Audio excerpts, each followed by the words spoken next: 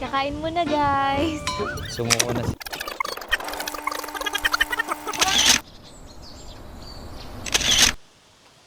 One, two, three. Tsaka dito. One, two, three.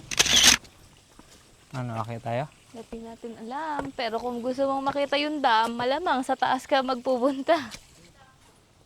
Hanggang saan lang? Ayan na. Mamadali na yan. Mas mabilis siya tayo pag wala.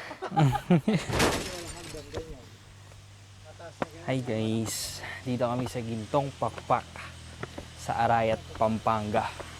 Kaya pa ba? Babalik na. Hindi na pwede bumalik. Wala pa akong tulog guys. 6 AM ako nag-end shift. Alas 2 na ng tanghali. Guys, we can do this. All together guys.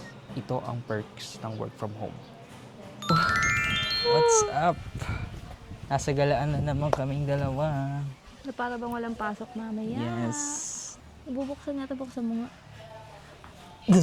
Yun, nagpunta kami dun sa kanina sa entrance. 100 pesos siya. Then, pag-akit namin dun sa hagdan, pag-akit sa hagdan, yung tok-tok niya, mapupunta ka sa cafe dito sa Gintuang Pakpak. Kasi ito nga yung view ng cafe. I can imagine it being so beautiful at night. Kaso araw kami pumunta eh.